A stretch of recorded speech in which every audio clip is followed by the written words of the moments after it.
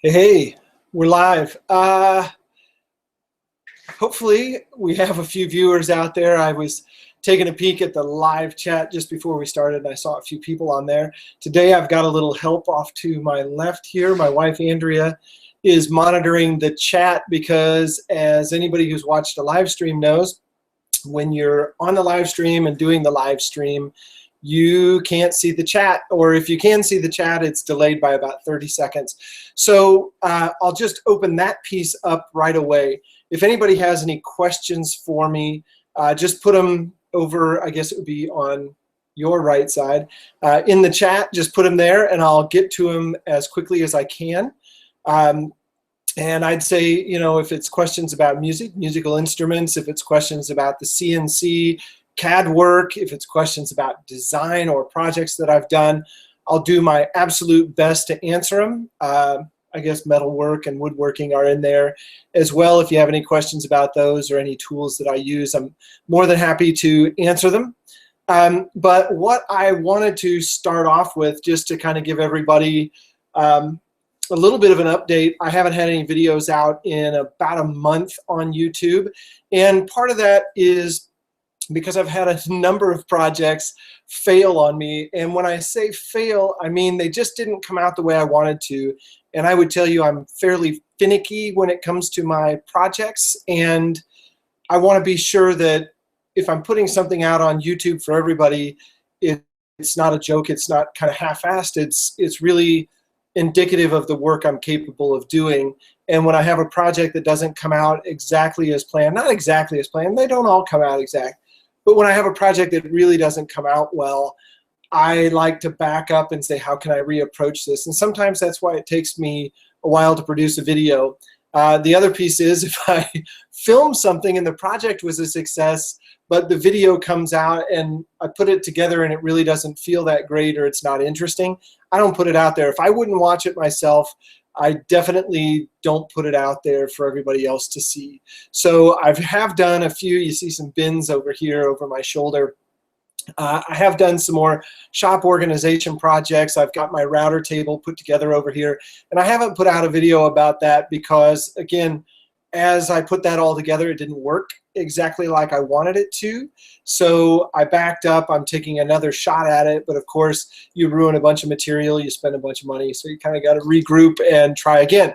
But that said, I wanted to show everybody a few of the projects I've been working on that I haven't shown in any of the videos. So I know from taking a quick peek at the chat, my buddy Tom from Tom's Tool Room is on, and I've been working on a couple projects with Tom that I can share with you. I think Tom's fine with me sharing them. I'm sure he is. We're going to be putting these in a couple of videos, a couple of my friends' videos here in the next couple of weeks. We're going to have some spinners that we're working on. So I did a fidget spinner out of wood and acrylic, and that was pretty cool. I think there's a lot of action in the fidget spinner world right now. But I took some time and designed a metal one, and this is a prototype, and you can see it's got some knurling on it. It's got a little gear form here in the center, and then there we go. It's got a little bit of thickness out here to the ends, and this looked really great in the computer, and this is I would call it a success and a failure at the same time.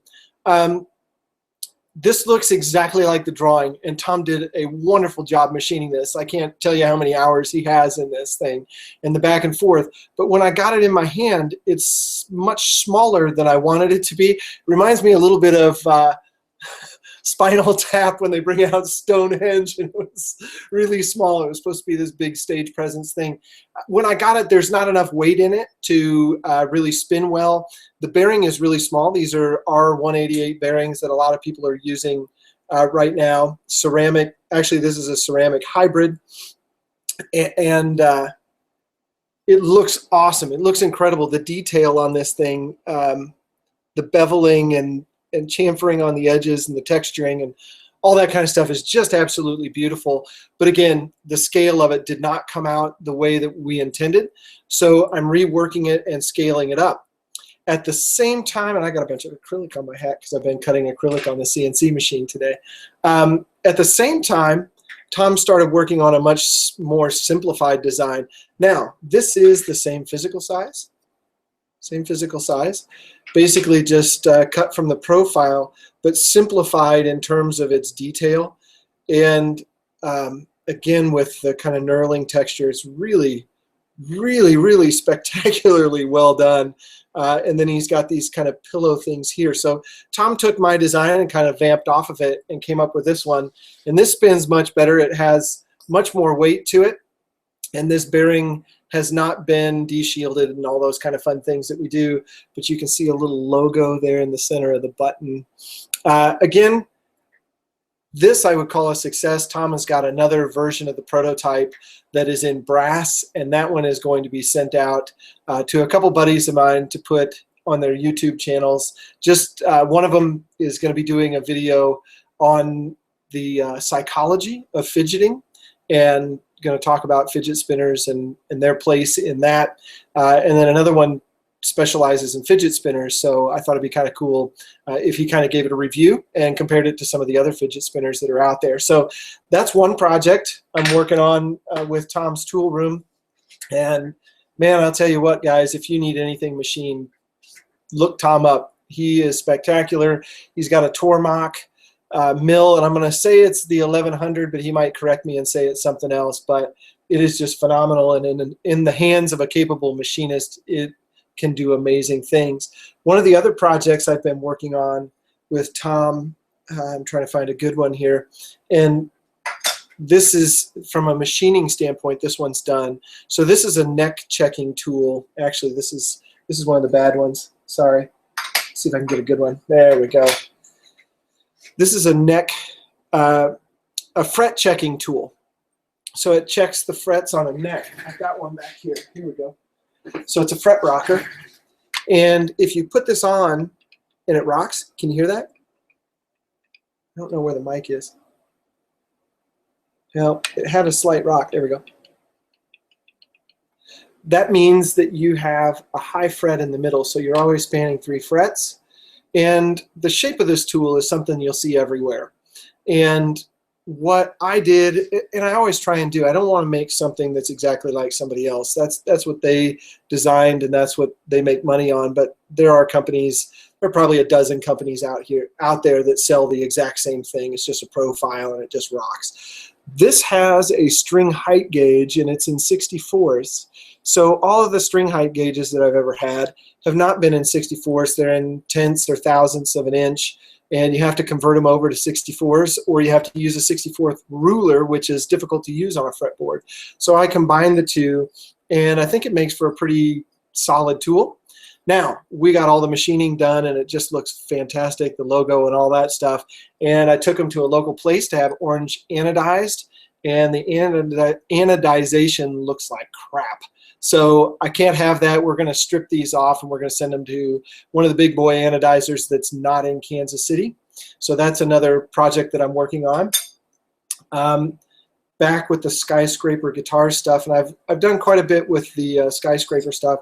I've been making these two-tone pick trays, and so we've got an African mahogany, and then it's really hard to see in cameras, but then a tiger stripe maple on top. So this is a little bit of an upgrade from some of the other ones that I made that were just solid maple, and I think they look really cool. I don't have to paint the insides of them, so I think it just kind of makes for a nicer piece. That was a flying view. I think I've got another one back here. So is this the P-Bass? Yeah, this is the P-Bass, and just kind of a cool little prototype, set of prototypes that we've made. What else is back here? Oh man, this is fun stuff. So if you're subscribed to my Skyscraper Guitars channel, this is from Ben Crow over at Crimson Guitars. This is one of his bodies that he made for his Kickstarter campaign. This is going to be my next project. So I've got the body here, I've got all the hardware, and I'm going to be using lace Deathbucker pickups in this. It's going to be pretty badass. It's going to have satin chrome hardware on it, and then this is the neck for it. So that is, oh gosh, I'm losing my mind here. I'll come back on the wood, but it's a mahogany back to the neck, and oh man, I'm losing my mind on the wood, but it'll come to me. And then I think this is just an ash or an alder type of body. It's a PRS style. I'm going to be carving off about 1 inch of this face, and I'm going to be adding my own cap to it. So it's going to have a houndstooth cap, which I think will be pretty unique. If anybody has watched my channel for a while, you may have seen a table that I did, a houndstooth table for the Izzy Swan furniture design contest. And I'm going to be using that same technique on the guitar. The table was really just a warm-up for some other experiments I wanted to do. So we've got the Skyscraper guitars kit build, and then I also have another, oh yeah, there's the hardware that I'm going to be using, which is a satin chrome, and these are top locking tuners. It's going to be a really, really nice guitar when it's done. I'm also working on a Stratocaster neck-through body Stevie Ray Vaughan tribute, and if anybody's followed me for a very long time when I was building the CNC, that was one of the reasons I built the CNC, was to do all of the inlay work on that fretboard. And man, it is a process. I don't want to screw up a very expensive piece of wood, so I've been doing lots and lots of experiments with the CNC. And that project is very, very slowly coming along. It's one that you can't rush because it is that intricate of a project, but believe me, it is coming along and it'll be fantastic when it's done. Other projects, so I'll start with this one. We're talking about failures, and the title of this video was Why Failure is Important, or something along those lines. And I've learned as a designer over the years, and as somebody who builds things, the only way to learn the right thing to do, or the right way to do something, is to learn the wrong ways, and to learn a lot of the wrong ways. And eventually you steer clear of all those wrong ways when you learn what you're doing. And my most recent, ooh, I need to grab this over here. One of my more recent builds in the garage, I got a TIG welder, as a few of you know, a while back. And I really wanted to do a killer aluminum project. And I kind of know how to TIG weld, and I kind of don't. And this was the beginnings of a guitar stand. And on paper, it looked really cool. And the more I got into the build, the more I disliked it. I just can't figure out a good way to finish this off to accept a guitar and to look really kick-ass like I want it to look. And I abandoned it. And I started to redesign. And I did a couple designs that were bentwood designs, and I've never done, I shouldn't say I've never done bentwood. I have bent wood back in college, but I never did a layered, like a multi-layered plywood kind of look on the bentwood. So I started experimenting with a heat gun and with steam and with a few other things, and I got a bunch of layers bent up. And once I got them bent, I realized I couldn't get them glued together flat. There was no way to do it. So the inconsistency in the wood, the rippling as it bent, and so on and so on and so on. So the next iteration was to get plies of wood that were thin enough to be flexible, and then glue them up into a shape. And that's what I've done. That's where I'm at now. This is, I would say, my third attempt at the guitar stand, and this looks fantastic. You know, stick it through a table saw, cut off the bad parts, leave the good. The only problem is it's so flexible it's not going to work as a guitar stand. So failing on this project is going to lead to success eventually, I hope, on a bentwood guitar stand. And it's in learning how to do this and how to screw it up that it's going to inform me of how to come up with the right answer. I hope that makes sense to everybody. So that's my latest kind of screw up. Or the latest thing I've been messing with. And then today I'm working on a dust boot for the CNC. Now, my old one, hang on. The one I made a while back is in the shape of dust boots that everybody makes. It's got some magnets on the top, it's got a cutout, and it's got a vacuum port and a brush. That's it. And as I used it, it kind of stuck. It kind of didn't. As the machine would go up and down, it would cause problems. It would fall off. It would do all kinds of things. And watching how it worked, the router itself actually has a stream of air that comes down out of it. when it's on. And that stream of air blows the dust all over. And the only way to get it vacuumed up is to contain it. That's why we have the brushes on there. So what I've done is try and think of this whole piece as more of a superhighway, if you will, with overpasses and underpasses. And I think the most important piece is to get the air that comes out of the machine ducted away from what's being vacuumed. So the top layer of this, there's going to be 4 layers to this particular dust boot. The top layer actually works to duct all of the air coming out of the router away from what's going to be vacuumed out. So then that's our top layer, if you will. Then our second layer, the vacuum comes down in here, the vacuum hose, and we create a chamber. And this is a version that didn't work, but we create a chamber like that. So if I put these together, they go something like this. So the vacuum port goes all the way through, and then it winds up opening where the tool is. So there's 2 layers that look like this. It's a little bit, it's in between 1/4 and 1/2. It's about 3/8 thick material. I guess that's good quick math on the fly there. And then the bottom layer only has an opening at the tool.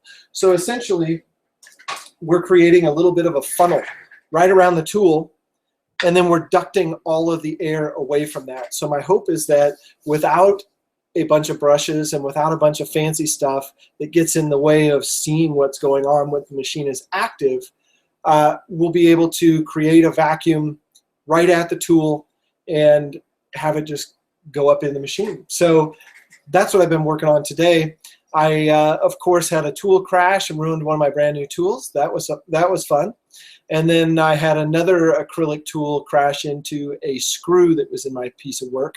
So I'm not sure if I'm going to even be able to finish the piece today because the tools aren't really doing that well. So that's what's going on here in the shop.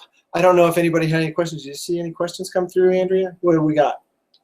Greg, when will you be making another pivot door? That's from Ramsey Customs. Ooh, Gary, how's it going? I'll tell you what, Gary is a fun guy to watch. If you guys don't watch Old Barn Homestead or Ramsey Customs, which I think is also Turbo Cobra, I think he might have renamed the channel. Gary can correct me there. If you don't watch him, you are doing yourself a disservice. He left a corporate job here recently and bought a barn or built a barn, and he's acquired over the past few years a bunch of machining and metalworking tools. He has a plasma table he's doing some pretty phenomenal work on, and I think Gary's just catching his stride. But as far as when am I going to build another pivot door, when somebody comes along with about $30,000, I'll build another pivot door. That project took me almost a year, and being just a single person working on it in a garage by myself, that was about the limit of what I'm capable of doing in terms of size and scale. I could build it again a lot faster, but again, that was a big experiment. There was a bunch of failures, and at the end of the day, that door had to be a success. So everything got tested and proofed out here in the garage, and I actually said it was a 6-foot by 8-foot pivot door. It was massive with a big sculpture on the front of it. And I set it outside in my driveway in a wooden frame that mocked up how it would go in the house to test everything out, to make sure that it would latch properly, to make sure that it would swing properly, it wouldn't be too heavy, and so on. So, yeah, Gary, sometime when somebody comes up with enough money to buy a brand new car, I'll make another one. I'll be happy to do it. But I did that one for a friend, and I charged nowhere near what it cost me to do. Is there anything else that you saw as questions? Yeah, Gary, you had another question. When will you be repainting the gear to get all that overspray off of it? There is no overspray on the Ghia. I do something really smart. If I spray in the garage, my car is usually dusty, and I don't clean it on purpose. If you have dust on a car, paint's generally not going to stick to it. So actually, when I go out and wash it, it looks just about perfect. The back end of the car still has not been cut and buffed, and that will happen sometime. I've got on my schedule here in the next month or so to spend a lot of time on the Ghia. There are some carpet issues that I never got resolved, and actually this past week, I bought some German canvas to make a top boot cover out of. So that's going to be a video that'll be coming up fairly soon. It'll take me probably a weekend to make that top boot, and we'll get that installed, but that's going to kick off a series of work. I also have some electrical projects that are going on in that car. I'm going to replace the old style light bulbs with LEDs and hopefully get everything just a little bit brighter and working better. Anybody who's owned a vintage Volkswagen knows that the electricals are very difficult to keep running. You have to constantly sand the contacts and clean everything. And by constantly, I mean every few weeks if you want them to work.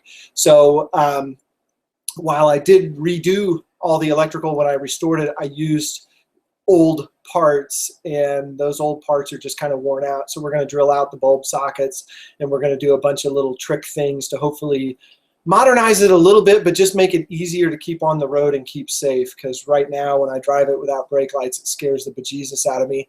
I have to plan my trips when there's no traffic. So, yeah, no repainting the whole thing. I did kick that around at one time because I was disappointed in some of the finish, but you know what? I enjoy it. I enjoy driving it much more than I enjoy working on it now. Any others? Pascolini, he suggested that the wood was zebra wood, that you couldn't think of. It's not zebra wood. It's, oh, Ben used to pronounce it wrong, and people used to correct him all the time. Wenge. There we go. It's Wenge. He used to call it Wenge. So I'll hold that back up. So this is Wenge. And depending on how Wenge is sawn, you get this really cool, it's almost like a digital pattern. I don't know if you guys can see that, but it almost pixelates. It's really, really cool. There's a really great example. But if they cut it in the wrong direction, if they cut the grain 90 degrees to this, it doesn't come out like that. So selecting the right piece of Wenge is very, very important if you're going to use it. And it's a hard wood. You can look it up on the scale. I can't remember where it falls with respect to like rosewood, but it's a very, very hard wood. It's going to make a fantastic fretboard. Kind of interesting, and I think you pronounce it Jean, lives here in Kansas City. He's also a guitar player. He's made a couple guitars. He's got some great YouTube videos on his projects that he's done. I think he's done, I want to say it's a couple Telecasters.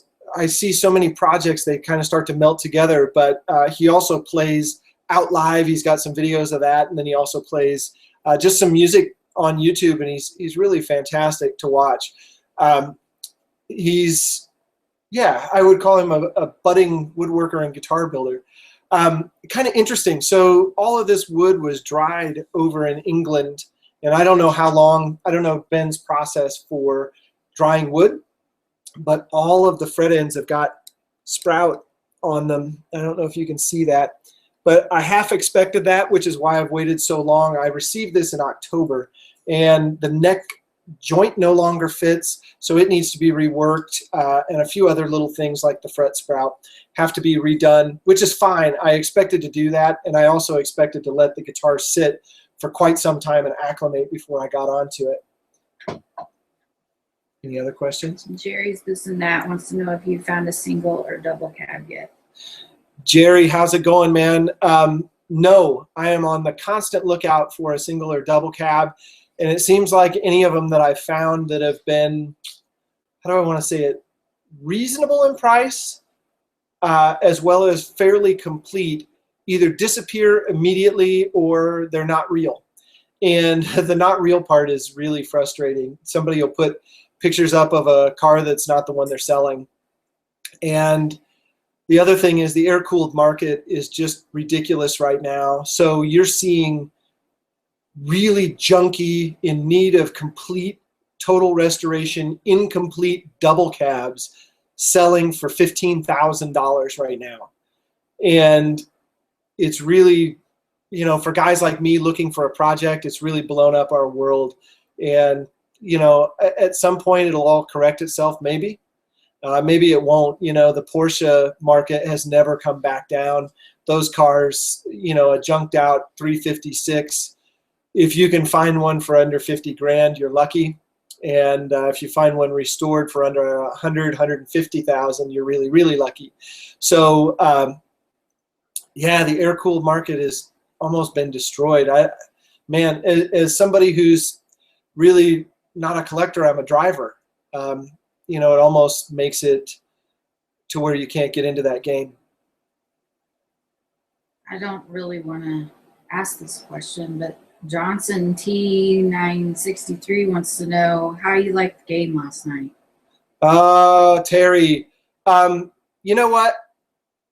I used to get really bent out of shape about sports games and that sort of thing. I was really passionate, and I still am. I still really enjoy them, but I don't let them ruin my day. And what Terry's alluding to, the Jayhawks last night lost in the Elite Eight game to the Oregon Ducks.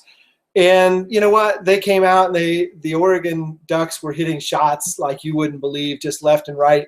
And that favor has smiled upon the Jayhawks this season in more than one game. So to have an off night here in Kansas City, of all places, but to have an off night and to not win the game, the guys did fantastic. They were very entertaining to watch this year. I'm sad to see that Josh Jackson is probably going to go pro after his first year, but it was really a lot of fun watching him play, and kudos to the Oregon team. They're fantastic. So I really just like to watch good games when they're on. I would love it if the Jayhawks win. I feel like I've got a dog in the fight when they do, but I don't let it get me bent out of shape anymore. I used to, but yeah, I would have loved to see them win and go on. But we won a national championship in 2008, and if anybody remembers, we also won an Orange Bowl that year. So BCS Bowl and a basketball national championship in the same year. There's not too many teams that have done that. So when that happened, I actually said out loud, I give them 50 years to get back there. I was so happy about it happening, and everybody else needs to get their turn too. So that's honestly how I feel about it. I'd love to see them win, but it doesn't break my heart when they don't. Now, my wife might be a different story. She lives and dies by the Jayhawks. She's a huge fan. She's a bigger fan than I am, much more passionate. Green Shorts DIY wants to know what number of Sharpie you are on, Twisted Sharpie. Tom Mills. If you guys don't watch Green Shorts DIY, Tom's a good friend of mine down in Atlanta, and he's building a house right now in Atlanta, and it is a super sustainable greenhouse. Watch his channel. He's fantastic, but he does a lot of builds. He's done some rocket stove builds, some worm, I call them worm high rise. If you're into gardening and that sort of thing, he's done some multi-level worm. Gosh, what do you call them? He'll know the word. I won't.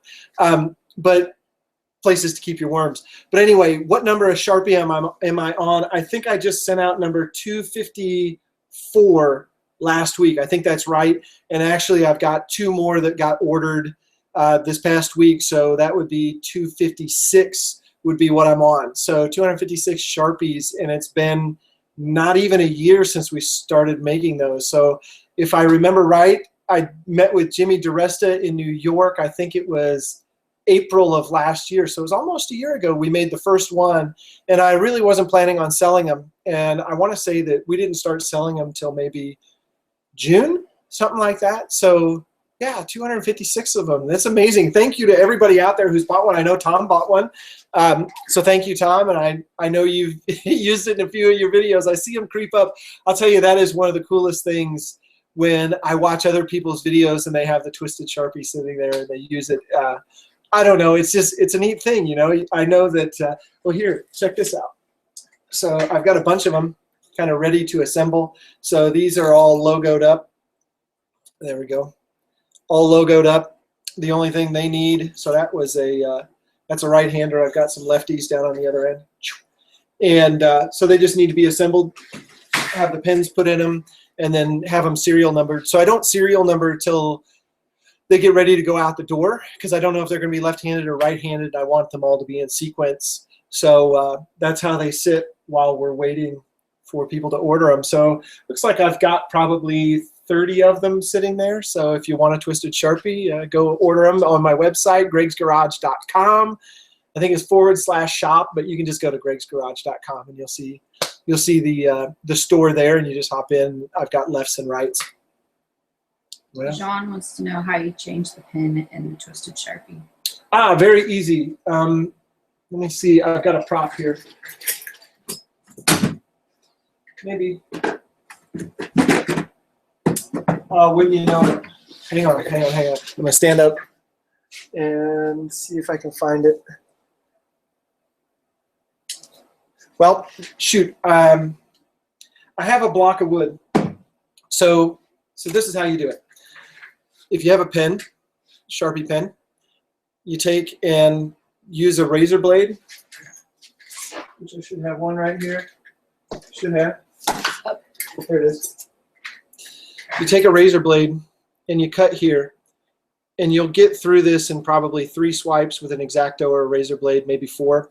And then you just sort of gently bend it back and forth. And this blue part or black part, whichever color you want, put a silver one in there if you want to, it'll just pull out. So you'll see this and you'll see the cartridge in there. You'll pull those out. And then if you take here it is. I knew it was right here somewhere. If you take a block of wood and drill, what is this? It's a 1/4 inch hole. Drill a 1/4 inch hole and then chamfer it, or just use a bigger drill and just kind of ease the edge. What you do when you have the cartridge out of it is you stick that guy down in there, and then you take your pen here and you put it over the top. Last thing, get a little rubber mallet like this and give it a firm whack. And Tom will tell you, you don't want to have to hit it twice, but you don't want to ruin the pen either. So just give it a real firm whack and it'll seat down in there. And to get the tip out of an existing pen, just use a pair of pliers and pull it out. They're just press fit. They're not glued in by any stretch, and that's on purpose so people can pull them out. So it should be easy to get out. You don't have to worry about ruining the old tip because it's garbage anyway if it won't work. So that's how you do it. Just a little slice with an X-Acto, bend it back and forth, pull it apart, stick it in a 1/4 inch hole, and then put this piece back on. What else? Marcus Reamer, do you have a lot of trouble with your 3D printer? I'll be honest, Marcus. I haven't done a ton of printing with it. And the reason is I got it and was all excited about getting it together, and I really didn't have any projects ready to go. And I do now. I'm getting ready to print some parts for the dust collection back there. But the first part I printed came out, I'm not going to say flawless. There's something on the back side that it was running into, so I got a little wiggle vertically through the part. But as far as just spitting the part out, it came out no problems. Now I do know there are, I guess I would say, some procedures that you have to go through to get them working right in the first place. So you got to get the bed leveled out. And I don't know, I think I just got lucky because I've heard a lot of people talk about how big of a pain in the rear that is. But I got lucky. It literally took me like 3 minutes to set it up and get the bed leveled with the little screws. I just kind of ran the nozzle to one corner, then to another corner, and did all 4 corners, and then adjusted the height and got it all ready to go. And then there's a little bit of an offset that you need to leave for that first layer so that it kind of has enough room for the layer to come out, but it squeezes it just a little bit to press it into the surface of the machine. I've also used, there's a surface that has tape on it, and I've used that every time. I haven't just used the glass part of it, and I think that has a lot to do with it. That tape layer keeps the part from moving around on you. So I hope that answers your question. I haven't had any trouble with it, but I haven't used it a ton either.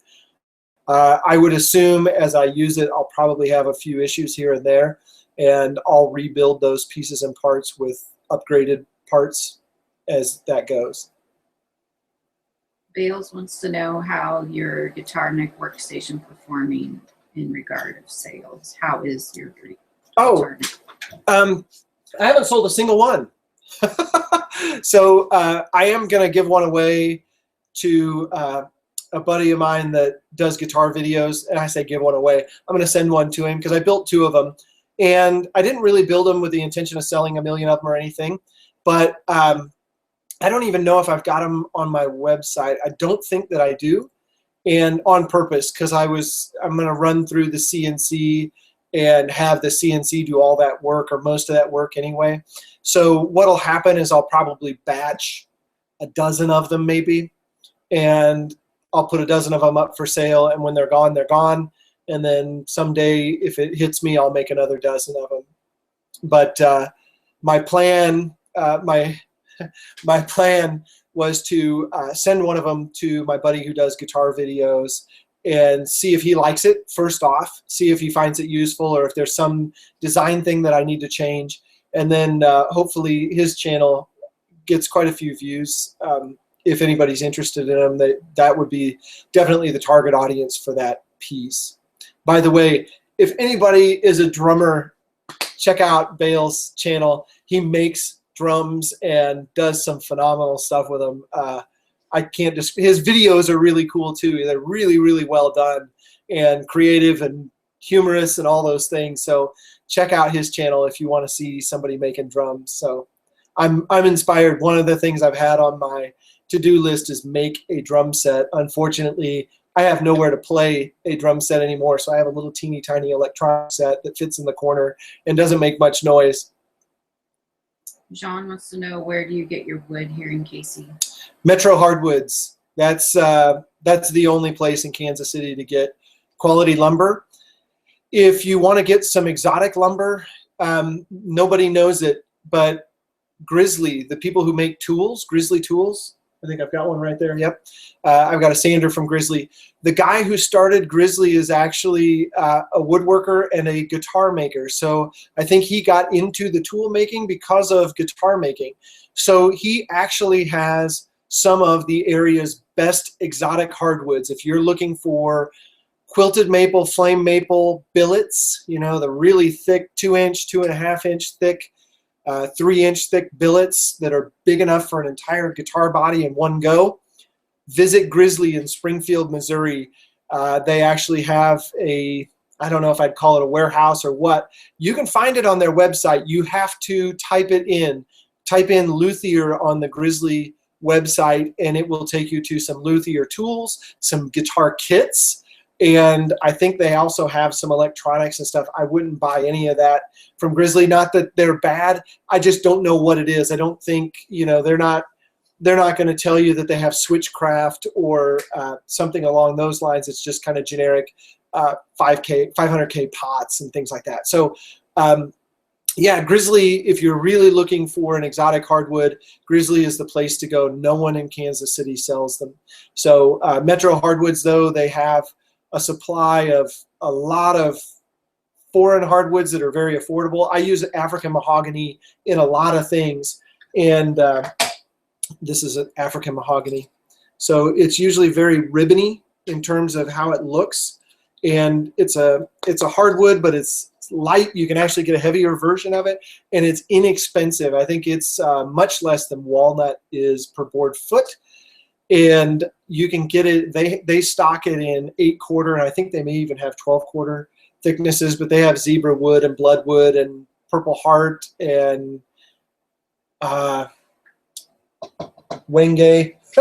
I'm looking around. They also have Honduran mahogany and some of the other sought-after woods for guitar making as well. Straight Six Fan wants to know, if there was one tool you wish you didn't wait so long to buy for your shop, what is that tool? Ooh, Grant. Grant's a coworker of mine, so hey, Grant, I'll see you tomorrow. The one tool that I wish I didn't wait so long to buy, I'm kind of looking around my shop wondering what that is, and it's always the last tool I bought. So I just got a dust collector back there, a new-to-me dust collector. I buy a lot of my tools secondhand because I never know if I'm going to like them, and if I like them, sometimes I'll sell the one that I got secondhand and buy a new one, or sometimes I'll just hold on to it. But I also got a drum sander, and the drum sander, from a guitar maker standpoint, is something that's almost essential. You're either flattening boards by hand or you're flattening them on a drum sander. And if you're planning to resaw timber, like I was doing for this, you almost have to have a drum sander. It's almost impossible to re-level things after you've resawn them without that. You can hand plane them. It takes a while if you're doing something very thin, it's very difficult to get an accurate thickness on that. So I wish I would have bought the drum sander a while ago. I wish I had not bought a thickness planer. Jim's Equipment Shed wants to know if you can 3D print his wife a new toe because she broke hers. Oh man, Jim, I can't print a new toe. I could print a new toe. I don't know if you'd be able to attach it, but hopefully broken doesn't mean cut off. Hopefully that sucker will heal. Broken toes are a pain in the rear, aren't they, Andrea? Andrea's broken every one of them, I think, at one time or another. We're both runners, and I don't know, you just wind up getting black toenails and broken toes all the time, and you just tape them together and grit your teeth. So, Jim, I hope your wife gets better soon. That's about it? Well, if anybody has any additional questions, pop them down there in the chat. We've been on here for just right at 40 minutes, I think. If anybody has any in the chat, I'll wait for just a few minutes. If not, we'll bug out of here. But hopefully, I'm going to have back to this guy again. Hopefully, we're going to have the dust boot done this afternoon, and I'll be able to put the video together. I am going to actually have a Fusion 360 video with this as well. So as I was doing the CAD and the CAM, I recorded the screen. So I got to do a little voiceover. So my hope is I can put this video out along with the Fusion video to kind of talk through some of the problems. And of course, as I was making the part, I found all kinds of little CAD and CAM errors here and there. So that'll kind of be good to share. I think I'm in the same boat. I know Jerry and Tom and Gary are all Fusion users, and we're all learning this kind of together. And you know, some people are really good at one part and some people are really good at another. I am not good at CAM. So I have a lot of learning to do in CAM. I actually just made a tool library this weekend for Fusion 360 that has my tools in it, or a few of my tools anyway, and am learning about how to use that properly in the workflow for Fusion. So I will have that video out. I'll have them both out at the same time. So they may not come out tonight. I was hoping to get something done for tonight, but probably sometime this week we'll have those videos. There's Rumi's Garage wants to know, it says Izzy Swan has a green garage. What yours is what color? Izzy Swan has a green garage, and in fact, I don't know if you know this, Rumi's Garage, but that is Izzy Swan's CNC machine. So that's the color of Izzy's garage back there. His whole garage is green. My garage is primarily white and concrete, so I'm actually underground back here, and then over this way it's white painted drywall with grease spots and that sort of thing. So it's not really that colorful. I am working on a little bit of an area back on the other side of my garage that's a little bit dressed up and looks more like a set, if you will, and that's where I do all my Skyscraper guitars videos. And the idea is just to kind of have a little different look to both of my videos, or both of my channels. Johnson T963, do you have plans to back to Seeker? Oh, yeah. So Terry's asking if I have plans to go back and see Doug down at SV Seeker. And Doug is on my list. I would love to go back and work on that project again. I'm going to be really, really honest. I have been so busy with work. We just put out one of the twin buildings that I'm working on designing. And I don't know, I don't talk a lot about my work on my channel, but I am an architect and I do lead teams. Right now, I was just thinking about it this morning, there are, between our office and the consultants, there are 20 people working on the pair of projects that I'm working on right now, the pair of buildings that I'm working on right now, and I'm at the tip of the spear, so I'm in charge of making sure that everybody's on track during our projects, and it takes a lot of time and effort, and it's very stressful. Grant will attest to that. It's not an easy thing to do. So what happens is a lot of my garage time and my YouTube editing time gets eaten up by work, and that's cool. That's what I get paid to do on a daily basis. But what happens is when my project time gets eaten into, I also have honey-do lists and other things that we all have. So going down to see SV Seeker is on my list. I would love to go down and see him again. I just don't know if I have time to complete the projects I'm working on and get down there. I would assume once he starts finishing the boat, which what I mean is, you know, when all the metal work's done, maybe we get it painted and the interior finish starts to happen, I may go back down there again. Or if he's working on a special project, I know he's got the ROV, he's going to have a crane, he's going to have a few other things, but I like to make sure that if I'm going to spend my time and use his time as well, use the bed, and you know, you can only have so many guests at once, that I'm doing it at a time when I can maybe spend a little time with him designing and use my talent in that way, not always just welding. And so the timing of it is going to be very important if I go back down there again. And you know, I could go just for a general visit as well. But I feel like I want to offer that talent to people, and if he's not in the design mode, I don't know that it's the best time for me to go. I hope that answered your question. I would love to go down there again. I'll definitely visit Doug again. I just don't know if his boat will be done or not. And when he gets the boat in the water, I really want to ride. He told me I could have one. So I plan to ride on his boat at some point before I die. Jerry's This and That wants to know how messy your workbench is right now. So I'll say this too. When you're an experimenter, so the question is, Jerry asked how messy my workbench is. So when you experiment and when you fail, you tend to have multiple projects going at the same time. I started off talking about, I don't know, it was 10 or a dozen projects that I've got in the works. So what happens is you get an experiment up to a point of failure, and then you have to do some research, and you have to regroup, and you have to reapproach a problem. And in between there, I like to keep busy by continuing to do things. So my workbench is always full of projects, and it's not because I want to be a messy guy. It's I get things, I really need a bin system for projects, and they're big enough that that doesn't always happen. So I'll show you my workbench. My wife doesn't want to be in there. That's fine. I'm not going to get you, babe. So there's my workbench. There, I'm done, babe. She ducked right out of the way of the camera. That was good. It's very messy, and it's always messy until I need it clean. And when I need it clean, I clean it all off and put things in a different place. But yes, it's an absolute disaster, Jerry. Thanks for asking. I know Jerry's is too, so we're kind of peas in a pod that way.